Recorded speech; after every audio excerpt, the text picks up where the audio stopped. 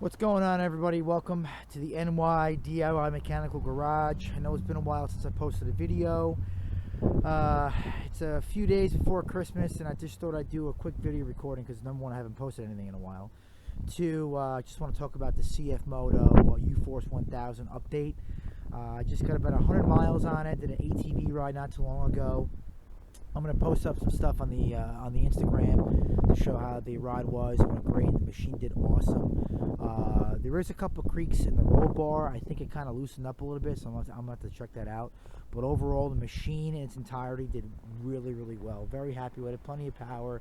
The crawling capabilities are awesome. Check out a YouTube short I did while while trail riding in Lost Trails in Pennsylvania. But I just want to go over something. So obviously, you can tell it snowed here in upstate New York, and I bought the KFI Poly Pro Plow. I believe it's 72-inch. This thing is freaking awesome. I was going to do a video on the install, but I'm not going to reinvent the wheel and take other people's thunder, because at the end of the day, I looked it up as the same thing for the install. It was pretty good. But one thing I did unique was I actually added, I don't know if you can see, a poly blade. I actually added a 1-inch thick polyethylene plow blade, and I did my neighbor's driveway across the street. It worked really, really well. I also did something else very unique, was putting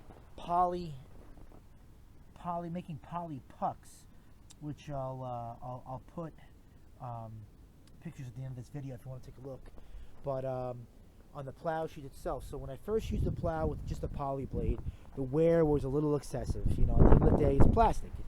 And the only reason I'm using a poly blade is to save my driveway, because my driveway is super, super thin, and it's starting to come up.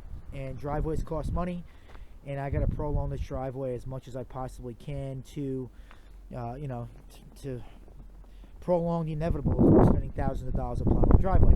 So why not use a poly blade? I would use polyurethane, but polyurethane will wear is just as fast and it's not as hard. So I went with the polyethylene blade. There's this company online called McMaster Car. I'm not sponsored by them. That's just where I just ordered raw material. I was able to order 2 3-foot sections. If you go to my Instagram page, it's on there. You can see how I drilled everything out, measured everything, and it worked out really, really well. We use stainless steel hardware, like bigger washers, so if I have to replace a blade in the future, it's all stainless steel, which is nice to come apart easier. But let me just raise the plow up and show you what I'm talking about, what I did. There we go. So this is what I did. I used pucks right here. You can see it's a poly puck. So I drilled actually into the plow shoe, tapped it, countersunk. You really can't see much probably right there, but I countersunk a screw hole in there so it's flush, so the screw's up in there, so when it drags on the pavement, it doesn't hit the head of the screw. When it hits the head of the screw, it's time to replace the puck. I used a 2-inch polyethylene bar, which I'll grab in like 2 seconds. But that's it right there. You can see, I'll show you the other side. There's a ethylene blade right there. You can see how it kind of wore out pretty quick. But you know, if there's snow on the ground and ice, it'll actually act as lubricant. At the end of the day, you want to just remove all the heavy shit, you know. But here's the plow puck right there. Worked out pretty good. The KFI plow works great. I'm not sponsored by them, but I'm really, really happy with it. It's a Poly Pro, so it's a little bit lighter on the front end. I'll get that 2-inch bar that I got from McMaster Car. I used this stuff right here. 2-inch, countersunk it. So I cut 1 inch off, you know, from here to here. Obviously, I cut 1-inch thick pucks, countersunk a hole in the middle, and bolted it right to the bottom of the plow shoe itself. Worked out really good. Very happy with it. But I'm going to take a few shots of me plowing the driveway. I have to go pick up my daughter from dance because she's excited about plowing with the U-Force in the driveway, so I'll get a couple shots of me plowing all this snow.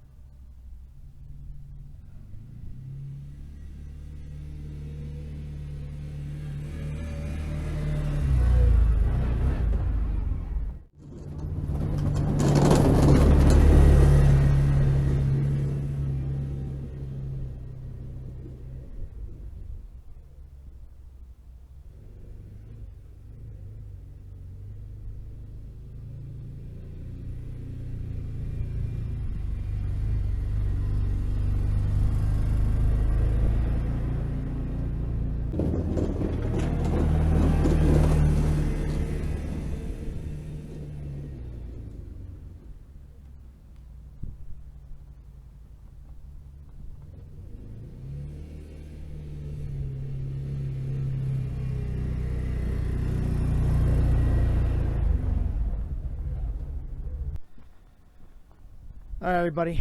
Just like you saw in action, the blade, how it worked. This is like, we only got about 2 inches of snow, as you can see out here.